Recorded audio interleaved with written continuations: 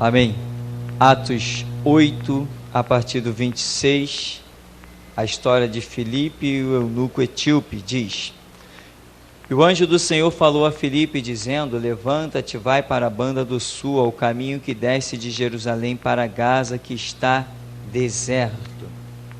Levantou-se e foi. Eis que um homem etíope, eunuco, mordomo-mor de Candace, rainha dos etíopes, o qual era superintendente de todos os seus tesouros e tinha ido a Jerusalém para a adoração, regressava e, assentado no seu carro, lia ao profeta Isaías. Disse o Espírito a Filipe: Chega-te e ajunta-te a esse carro. E correndo Filipe ouviu que lia o profeta Isaías, disse: Entendes tu que lês? E ele disse: Como poderei entender se alguém me não ensinar? E rogou a Filipe que subisse e com ele se assentasse. E o lugar da escritura que lia era este: Foi levado como a ovelha para o matadouro, e como está mudo o cordeiro diante do que o tosquia, assim não abriu a sua boca. Na sua humilhação foi tirado o seu julgamento. E quem contará a sua geração? Porque a sua vida é tirada da terra. Amém. Irmãos, tem tantas lições nesse pequeno texto. Uma lição preciosa que nós temos está no verso 29. Qual é a lição? E disse o Espírito Santo. Esta lição é fantástica. Amém. Porque tem gente por aí dizendo: mas Deus fala. Como é que Deus fala? Ele fala? Fala. Quer saber como que ele fala? Pergunta e aguarda a resposta. Você vai descobrir como é que ele fala. E tem mais. Ele fala de uma multiforme, ou seja, maneiras infinitas Deus tem de falar, porque ele é infinito nos seus atributos. Ele é insondável. Esta é uma grande lição. Você vê que Filipe, um servo de Deus, ele ouviu a voz do Espírito Santo. O Espírito Santo mandou ele ir para um lugar. E ali ele foi ao encontro de um cidadão que estava sedento. E quando o homem lia um texto, não compreendia, o Espírito Santo justamente levou Filipe até lá para fazer uma pergunta. Você está entendendo o que você está lendo? E o homem era superintendente. Esse homem devia ser tipo um Daniel, letrado, porque o cargo que ele tinha era um cargo tremendo. E ele diz: não dá para entender isso aqui. Aí ele vai dizer assim: de quem esse profeta está falando? Dele mesmo ou de algum outro? E Filipe começa por ali e chega ao ponto que o homem diz assim: eis a água, o que impede que eu seja batizado? Por quê? Porque a revelação, o entendimento da Escritura lhe foi aberto ao Espírito. Então ele quis cumprir os propósitos que a Escritura revela, que Filipe apresentou diante dele, que Jesus é o cordeiro mudo levado ao matadouro e não abriu a sua boca. E esse homem seguiu o seu caminho feliz da vida. Depois vai dizer, lá no verso 33, na sua humilhação foi tirado o seu julgamento, né? Humilhação e julgamento. Mais duas lições que dariam para a gente discorrer muita coisa, mas ele segue e diz assim: e quem contará a sua geração? Porque a sua vida é tirada da terra. Esta é uma repetição do texto de Isaías. Aqui não está escrito que o etíope lia Isaías 53, verso tal. Por quê? Porque a Bíblia originalmente não tinha nem capítulo e nem versículo. Senão, certamente, o escritor aqui de Atos, que é Lucas, teria especificado a situação. Mas como não existia nem capítulo, nem versículo, nem subtítulo, ele simplesmente colocou que ele lia esta parte da Escritura. E nós hoje sabemos que é Isaías que modernamente foi dividido, está lá, capítulo 53. Mas, e quem contará a sua geração? Os irmãos já sabem que foi daqui que veio o nome da igreja, Geração Jesus Cristo. Quando nós buscávamos, tínhamos dezenas de nomes, e eu pensando, eu falei, não, o nome da igreja é algo muito importante, nós não podemos escolher, isso tem que ser uma revelação de Deus. E me lembrava de que Deus trocou o nome de Pedro, Deus trocou o nome de Jacó, Deus trocou o nome de Josué, Deus trocou o nome de pessoas, Deus dava nome às coisas, quando Ele tinha um propósito, quando Ele tinha uma operação. Então eu falei, não, isso não pode ser assim, nós não podemos escolher esse nome da igreja. E eu peguei, tinha dezenas de nomes escritos, nomes bonitos, várias opiniões que irmãos trouxeram. Eu peguei aquele papel, dobrei, joguei no lixo. Eu falei, não vou escolher o nome da igreja. Se Deus não escolher o nome para a igreja, vai ficar sem nome. E eu estava lendo a Bíblia, num lugar um pouquinho distante daqui, quando, sentado no sofá, eu lia esse texto. E quem contará a sua geração? Aí o Espírito Santo, que fala, como falou aqui com Felipe, e é uma voz, meu irmão, que você não esquece nunca mais. Você quer ouvir Deus? É uma voz gostosa que depois que você ouve a primeira vez, você sente uma saudade, o tempo todo você quer ouvir Deus. É algo que acontece lá dentro de você que é simplesmente maravilhoso, transcendental. Às vezes não dá para explicar muito bem, só dá para sentir mesmo. Irmão, acredite, o nosso Deus fala. Ele não é mais aquele boneco que você fazia um monte de oferendas e ele continuava olhando para você sempre na mesma posição. Da maneira que foi confeccionado ficava. Não, esse Deus que nós servimos está lá no mesmo Isaías capítulo 59, não é isso? As mãos do Senhor não estão encolhidas, seus ouvidos não estão agravados, né? Para que não possa te ouvir, suas mãos para que não possa te abençoar. Os pecados é que fazem separação, mas Ele é um Deus vivo. Ele não, diz Jeremias capítulo 10, Ele não necessita de que o carreguem nos ombros. Isto é que é Deus. Isto é que é Deus.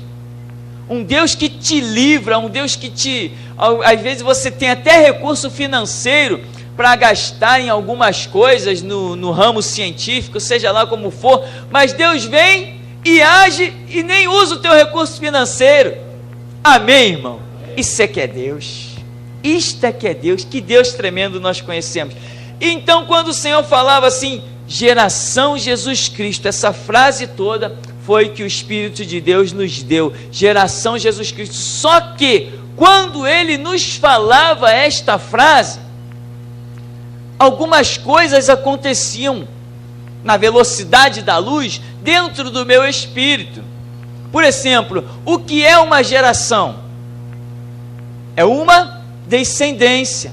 Lá em Isaías está dizendo, olha, quem contará a sua geração? Porque ele foi arrancado da terra bruscamente, ou seja, ele não deixou descendente.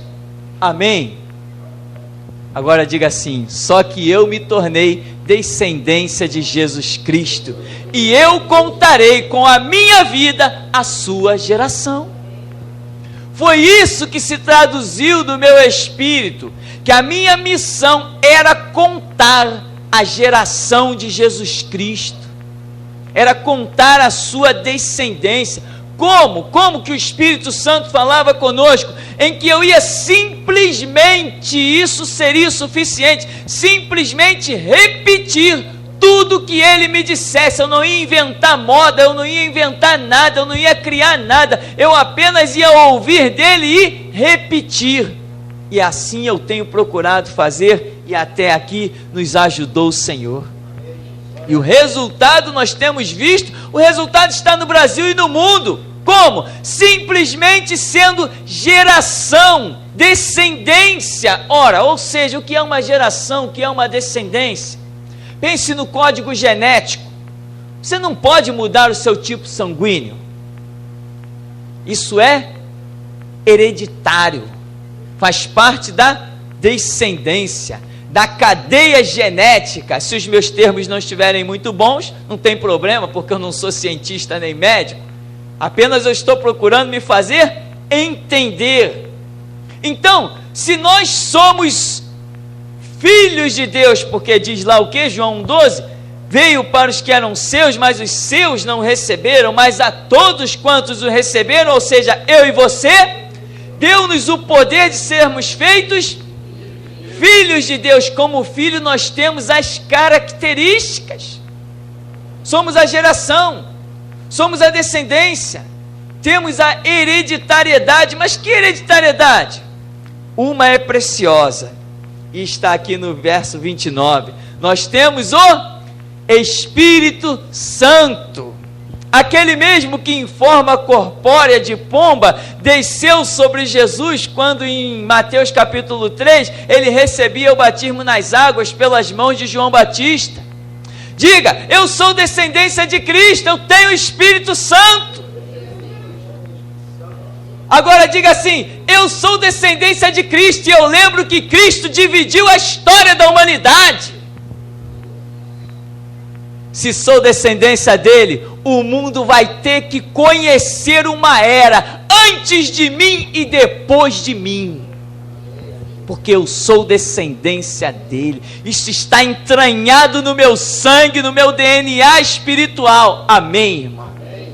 Você é descendência de Cristo. Amém. Então você tem que abalar o mundo da maneira que ele abalou. Jesus Cristo abalou o mundo como? Pregando mentira, falando meias verdades ou inverdades? Não, ele só se utilizou da verdade nua e crua, e esta verdade nua e crua mexeu na posição dos poderosos, a ponto de Herodes. O que Herodes tinha com Jesus? O que Herodes estava preocupado com Galileu, que nem idioma não falava, falava um dialeto, era um povo discriminado até pelo idioma que pronunciava.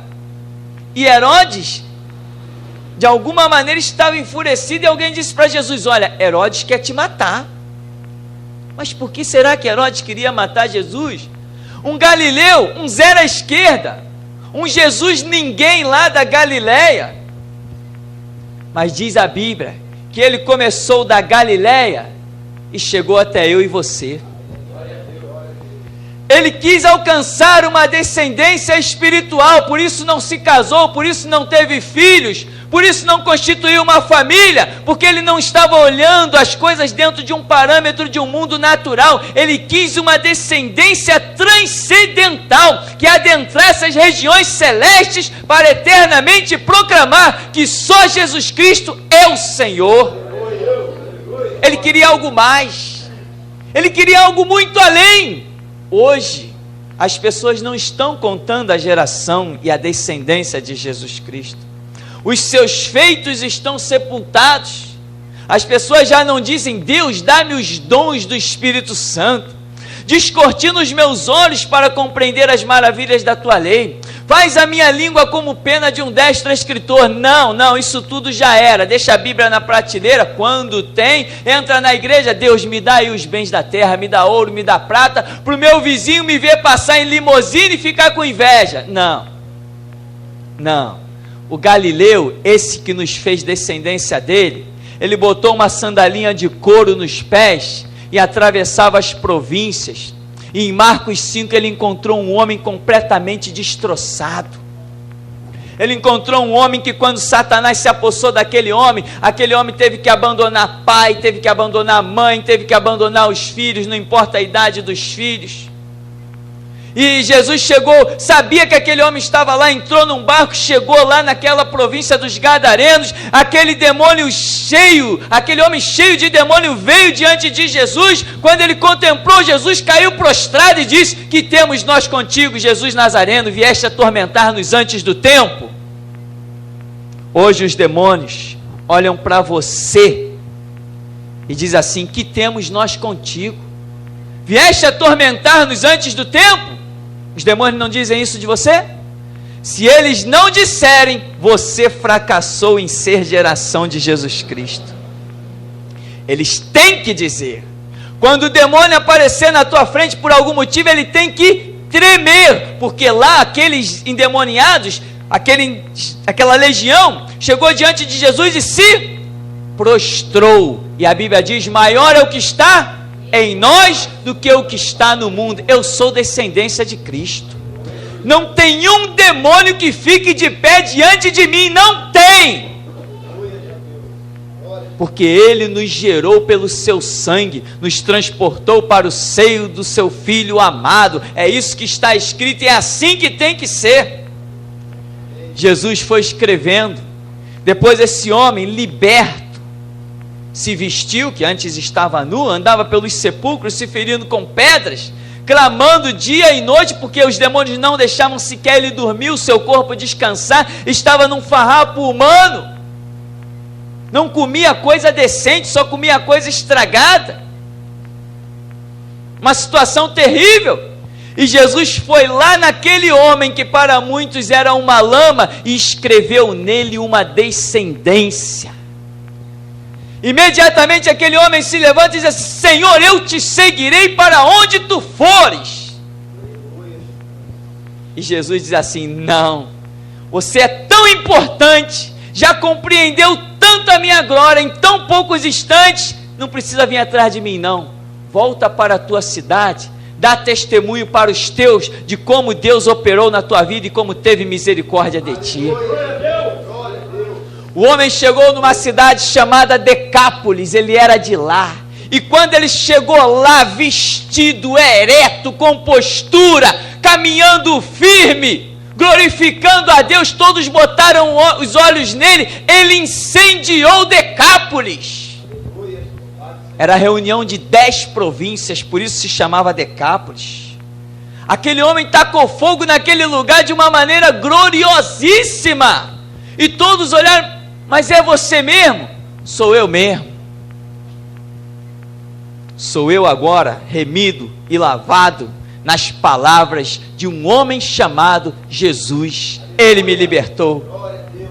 E dele eu não largo mais mão. Eu queria até ir atrás dele, mas ele mandou eu vim para cá. Então estou falando para vocês desse Jesus. Quando os apóstolos, quando os discípulos saíram a pregar nas regiões vizinhas, muita gente já tinha ouvido falar de Jesus, porque esse endemoniado aí, agora cheio do Espírito Santo, já tinha feito a obra. Se tornou descendência. Começou a contar a geração de Jesus, mesmo antes dele morrer. Jesus passou numa cidade, tinha 10 leprosos. Você tem ideia do que é um leproso? Tem que abandonar os filhos, tem que abandonar a família, tem que ficar desprezado. É uma coisa terrível, descomunal. E Jesus passa pelo caminho, vira para 10 leprosos e diz assim: vai, mostra-te ao sacerdote. Quando eles olham para o corpo deles, estavam curados. Infelizmente a Bíblia dá uma declaração de que só um se tornou discípulo de Jesus. Mas embora Jesus tenha feito aquilo e só um voltado, as marcas ficaram. E as marcas não ficaram tão fortes naqueles 9 que foram curados, ou nos 10 que foram curados. As marcas maiores daquele milagre de Jesus não ficou com eles, ficou comigo. Amém, meu irmão? As marcas maiores não estão com eles que foram curados, estão contigo, que hoje você pode dizer: não preciso temer a nada, porque o meu Deus pode tudo. Ele suscitou aquele milagre, até na vida daqueles que desprezaram, suscitou você como descendência forte da palavra dele. Quem contará a sua geração? Você vai contar. Amém?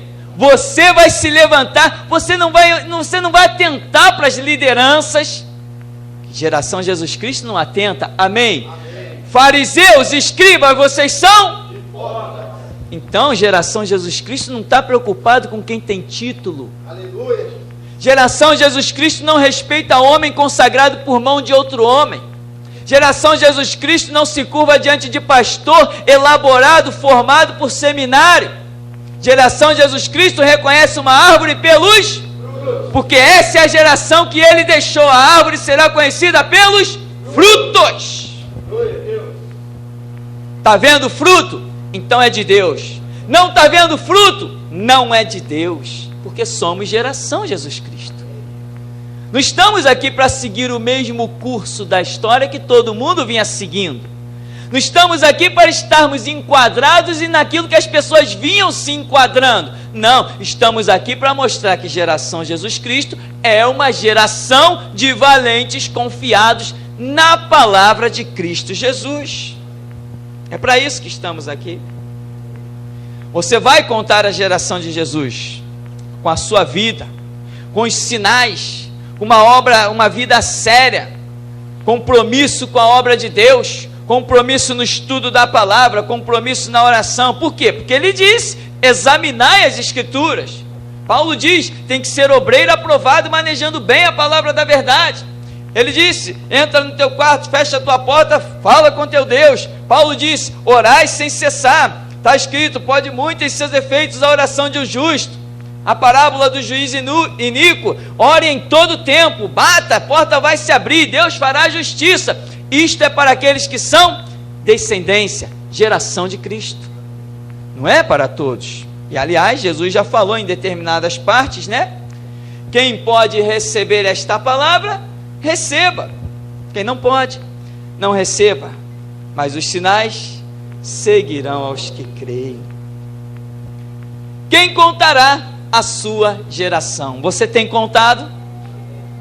As pessoas já têm olhado para você e têm dito assim: não, realmente as suas atitudes são diferentes, seu vocabulário é diferente, sua palavra é diferente. Todo mundo fala, mas quando você fala, alguma coisa tem diferente. Eu gosto quando você fala. Você já ouviu isso? Alguém já ouviu? Você já ouviu as pessoas falarem isso para você? É impressionante. Alguém já tirou você do meio de uma multidão falando e te levou para o canto e disse assim: olha, fala você, eu quero ouvir você falar. Você já viveu essa experiência? Se realmente você for geração Jesus Cristo, você vai viver essa experiência. Porque quando o Espírito Santo está na vida de alguém, ele funciona como um imã, meu irmão. É uma coisa impressionante. Glória a Deus. É uma coisa gloriosa. Você, com a sua vida, os frutos de Deus na sua vida, você vai contar esta geração maravilhosa que Jesus tanto ansiou constituir. Não se casou, não teve filhos, não deixou netos, nem bisnetos, nem tataranetos. A preocupação de Jesus era uma descendência espiritual, porque não adianta ter uma descendência carnal que não cumpra os propósitos de Deus, e somente a descendência espiritual, gerada pelo Espírito Santo que nos guia em toda a verdade, somente esta cumpre os propósitos de Deus. Porque em João capítulo 4, verso 24, Jesus diz: mulher, chegou o tempo e vinda é a hora em que os verdadeiros adoradores adorarão em espírito e em verdade. Nós somos uma descendência para fazer diferença nessa terra, e chegou o tempo das pessoas olharem para você. É a hora das pessoas olharem para você e ver que verdadeiramente a sua palavra é diferente. E tem mais: você é descendência de Cristo?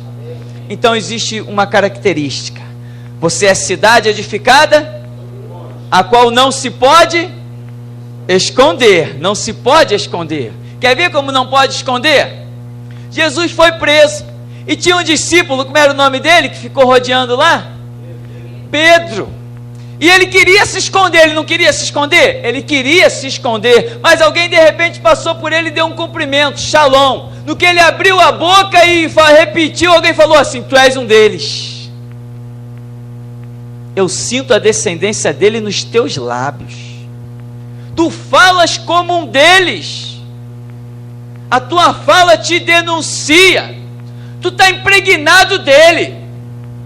E Pedro tentou fugir. Não, eu não conheço esse homem. Quando o galo cantou, Pedro deve ter ficado até traumatizado. Não conheço esse homem. Mas ele conhecia. Depois que Jesus ressuscitou, Pedro fez a sua declaração de amor. Antes mesmo, Pedro já tinha chorado amargamente por ter negado Jesus. Porque ele disse que ele queria o quê? Ir com Jesus até a morte. Depois, a sombra desse Pedro está ressuscitando morto e curando enfermo. Ele chega lá na porta chamada Formosa e olha para um homem todo atrofiado, diz: não tenho prata, não tenho ouro, mas o que tenho te dou, em nome de Jesus Cristo Nazareno, levanta e anda. E aquilo ali causou um reboliço na cidade. Ele se levantou no meio da cidade e começou a pregar com uma eloquência descomunal. E as pessoas diziam assim: não pode ser, esses homens são galileus. O linguajar deles é nada, o linguajar dele não presta. Como é que pode um povinho desse influenciar uma multidão? Não é possível. Como é que pode eles falarem com essa eloquência? Aí alguém disse o quê? Eles andavam com Jesus. Ou seja, eles são descendência de Jesus. Jesus influenciou uma multidão falando o mesmo dialeto, só que tinha o mesmo Espírito. Agora diga: o Espírito do Senhor Deus está sobre mim e Ele me ungiu. Você tem a mesma unção. Eu disse a mesma, contrariando ao que os teólogos dizem. Eu digo: a mesma unção que estava sobre Cristo está sobre a sua vida. Ela se manifestará quando você compreender isto. Porque a operação de Deus é quando temos diante dele um culto racional, compreensão. Israel pereceu por quê? Faltou conhecimento.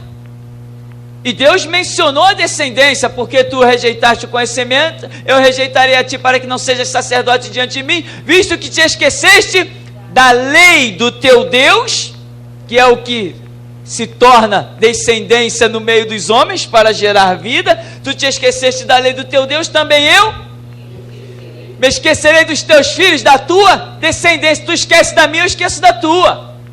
Mas nessa noite você lembrou da de Jesus, e Ele vai lembrar da sua. Ele diz assim: olha, eu decreto maldição até a terceira e quarta geração daqueles que me aborrecem, mas faço misericórdia até 1000 geração daqueles que me amam. E a pergunta está aqui, verso 33.